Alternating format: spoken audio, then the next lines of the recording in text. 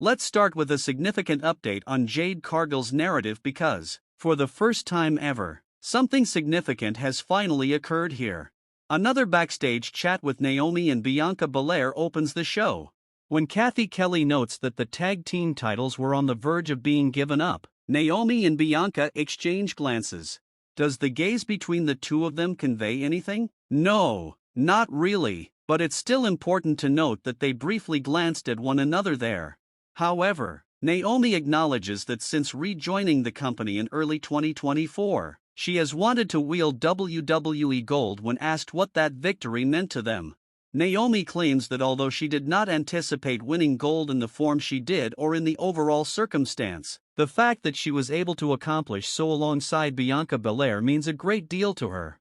As the new tag team champions, Bianca says they must go on, but she also pledges that they will never forget what happened to Jade Cargill. Bianca claims to know that someone did it in the locker room. Bianca starts making accusations against Tiffany, Stratton, Candice, and Nia Jax. Bianca mentioned that Naomi will be present to assist her in identifying the perpetrator. However, this is the location of the major first-time event. After arriving at the ring, Nia Jax stands up for herself against Bianca's charges. She claims that none of her three members, Tiffany, Candice, and herself, touched Jade Cargill. Nia refuted the allegations by putting out the theory that Jade Cargill was attacked by Bianca Belair. Nia raises several important issues, pointing out that Bianca Belair has not experienced any bad consequences from the entire circumstance. Nia notes that Bianca Belair is still a champion and that she replaced Jade Cargill without any delay. Nia claims that since Bianca Belair is the one who truly attacked Jade, she firmly feels that she is attempting to allay suspicions. According to Nia, Bianca Belair couldn't handle being in the same spotlight as Jade Cargill. According to Nia, Bianca thought Jade Cargill was bigger, stronger, and just better than her overall. As a result, Bianca lost her temper and fired Jade because she was posing a greater threat to her position at the company. Nia wanted Bianca Belair to stop blaming others and simply admit that she was responsible for the attack. Therefore, this is the first time in the story's month-long life that Bianca Belair has really been accused of being the attacker on television. Additionally, as we frequently say on Wrestling World CC, heels can say a lot of lies and nonsense, but they can also occasionally say something worthwhile if you listen closely to what they have to say. This is the case with what Nia Jax was saying. Nia had good comments regarding everything she mentioned about the whole incident. Bianca Belair has had no troubles at all as a result of the unfortunate circumstances surrounding Jade Cargill. Was this the case solely because Bianca Belair was the one orchestrating the whole thing in the first place? The same is true of Nia Jax's statement that Bianca Belair might not want to share the limelight with someone who has the same level of strength and celebrity as her.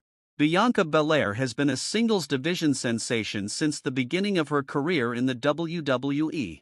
She made her debut, won numerous world titles in the singles division, and was the major attraction at WrestleMania. She never had to share the limelight with anyone. Was Bianca secretly sick of having to share the limelight and wanted to push Jade Cargill aside so she could gradually regain her position as a singles champion? It's a plausible theory at this stage in the narrative. However, there is a small storyline flaw in the notion that Bianca wants to compete in singles competition again. Why did she consent to continue defending the titles with Naomi if this was the case? If such were the case, she might have simply given Nick Aldis the titles and been allowed to return to the singles section. She kept the tag team titles for the time being, unless it was all part of a larger scheme to allay concerns.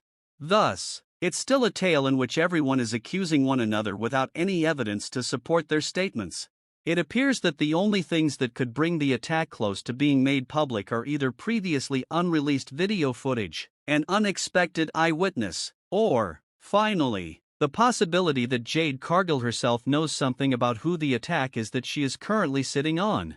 Due to the fact that Jade Cargill was removed from the attack and position, she landed on her back on that car after falling from a high platform. This means that even if the person was wearing a mask, there's a good chance Jade observed something during a face-to-face altercation that resulted in her being pushed aside. If anyone knows the inside scoop on the assailant, It may be Jade Cargill herself because she had to have seen their eyes, hair, hands, or anything else when she fell over the car on her back. Bianca and Naomi's persistent lack of attempt to genuinely learn more about the attack was another critique of this story that persisted this week on the December 27th edition of SmackDown. On December 27th, they reiterated that they are still thinking about the incident and how they want to identify the perpetrator. However, Bianca and Naomi haven't yet done anything on screen to indicate that they are genuinely searching for the assailant. So far, all we've witnessed them do is accuse without providing any proof and promise to track down the perpetrator. Therefore, rather than merely promising us every week that they would discover them, it would be great if we could actually witness their effort on film. As the old storytelling adage goes, show, don't tell. Show us Bianca and Naomi looking into the attack rather than just promising us orally each week that they will find them. That's the only somewhat repetitious aspect of the plot at the moment. If Naomi and Bianca are genuinely attempting to identify the perpetrator, we simply need to witness some impact and action from them. As of right now, there is no schedule for Jade Cargill's comeback. There is currently no way to predict when Jade will return to television, so if she is out for a while, it does appear that the story may eventually come down to Bianca versus Naomi, with one of the women being revealed as the true attacker. Additionally, reports did state that WWE listed dozens of injuries on Jade's storyline injury report because it was thought that she would miss a significant amount of time. Let's go back and review the Tiffany, Stratton and Nia Jax story because, in addition to minor plot flaws and story-related queries, something noteworthy occurred here. Because Tiffany's intentions were not made very clear, she teased cash-ins on numerous occasions in the past, which felt a little cryptic and ambiguous. This made Nia Jax a little frustrated and understandably suspicious of Tiffany and her true intentions, but there wasn't enough concrete evidence to prove that Nia was right to accuse Tiffany of trying anything. However, that wasn't the case in SmackDown's December 27th episode. Nia was the only person in the ring when Tiffany grabbed her contract and was about to give it to the referee after Nia Jax and the other participants in the tag match were laid out. Fortunately for Nia, Candice noticed what Tiffany was doing, stopped the cash-in, and as a result, they lost the match. The plot hole is why in the universe Nia Jax keeps letting Tiffany Stratton accompany her. Since Tiffany could play it off and claim that she wasn't going to cash in on Nia specifically, it's not like Liv Morgan or any other champion was in the ring. However, Tiffany was undoubtedly going to take advantage of Nia, who was the only champion in that ring, and Candice was an eyewitness to this. Therefore, practically speaking, why does Nia Jax still have Tiffany Stratton by her side after catching her red-handed once more and finding no justifications? There is a minor problem with this story, but perhaps it will be resolved in the upcoming weeks and Nia will be able to clarify that particular aspect. However, what do you think of the stories from today? Please share your thoughts below. Remember to subscribe with all alerts enabled, and hit like if you liked it. I appreciate you everyone watching.